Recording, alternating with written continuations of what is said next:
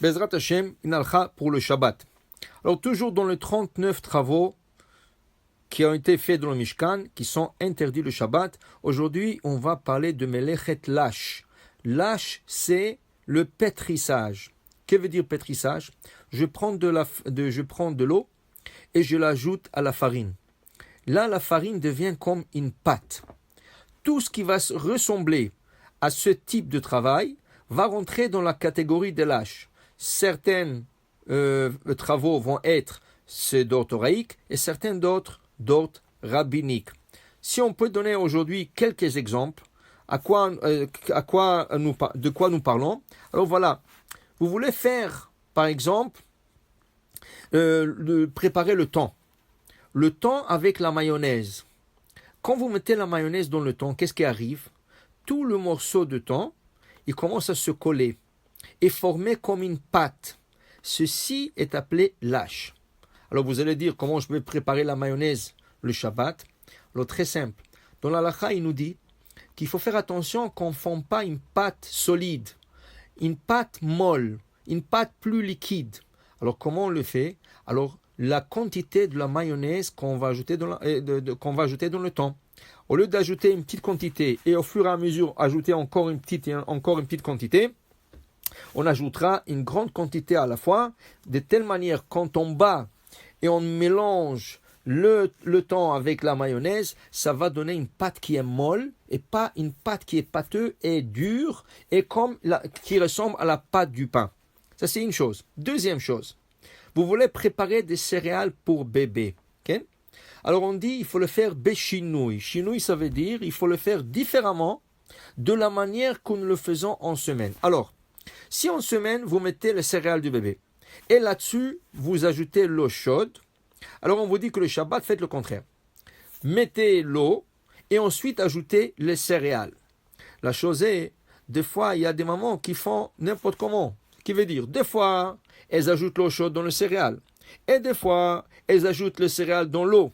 Alors, qu'est-ce qui fait une maman qui n'a pas une règle fixe comment préparer le céréal pour son bébé?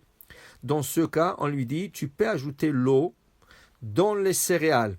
Quand je dis ajouter de l'eau, je parle bien sûr de l'eau chaude, mais qui ne vient pas directement du percolateur, parce que vous allez faire cuire les céréales. Alors, on prend de l'eau dans un verre vide, et de ce verre qui est cliché, on versera dans les céréales. Alors, on verse dans les céréales et on verse assez d'eau pour que ça ne fasse pas une pâte solide tout de suite. Alors, je verse un peu plus, comme ça, la pâte est molle. Ça veut dire la texture de ce mélange est mou. Et dans ce cas, il n'y a pas le problème de faire le céréal le jour de Shabbat. Faire le gruau, ce qu'on appelle hot cereals, graines d'avoine avec de l'eau. Rav Ovadia Yosef, il a dit qu'il n'est pas sûr qu'il est permis d'ajouter de l'eau chaude dans le gruau, dans le céréal, dans l'avoine. Pourquoi? Il se peut que l'avoine est considérée kalé à bichoul. Kalé à bichoul, ça veut dire des choses qui se cuisent facilement. Et c'est vrai, tu prends même de l'eau tiède, tu le mets dans le gruau et ça fait le céréal. Ça fait la texture que tu veux et ça fait cuire le gruau parce que le gruau il cuit très vite. Le Rav Ovadia Yosef dit qu'il vaut mieux éviter de manger de gruau le jour de Shabbat. Manger des céréales froides avec de lait froid, mais pas le gruau, ne préparez pas.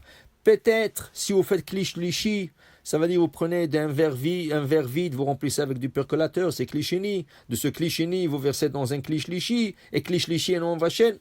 Peut-être, si c'est nécessaire, mais si possible, d'éviter de faire le gruau Shabbat, c'est encore mieux. Manger des céréales froides ou donner à vos enfants manger des céréales froides. Mais encore, si vous préparez ça, même dans klish-lishi, ajoutez assez d'eau pour que ça ne devienne pas comme une pâte. Que ça ne devienne pas comme melechet lâche. Lâche, ça veut dire que ça devient épais et on n'a pas le droit de le faire le jour de Shabbat. Alors voilà, ça c'est melechet lâche. Ken. Alors, si vous êtes à Miami et vous avez envie d'aller à la plage, ken. Alors piétiner sur le sable, il n'y a pas de problème. Toucher le sable, prendre le sable dans la main, il y a un problème. Alors c'est mieux de ne pas aller à la plage. Peut-être rien que s'asseoir comme ça, prendre le soleil. Si c'est un endroit de Sanoa, qu'il n'y a pas de femmes, peut-être. Mais votre enfant, il veut jouer et construire comme toutes sortes de choses avec le sable, et là il doit ajouter de l'eau, ça c'est complètement interdit, mais pour votre enfant, ça c'est carrément le melechet lâche, ajouter de l'eau dans le sable et créer une pâte pour créer toutes sortes de choses à partir du sable, ça serait interdit de faire, et pas conseillé du tout aller à la plage le jour de Shabbat, peut-être sur le balcon, oui, mais pas directement dans la plage. Je vous souhaite Shabbat Shalom ou Mevorach.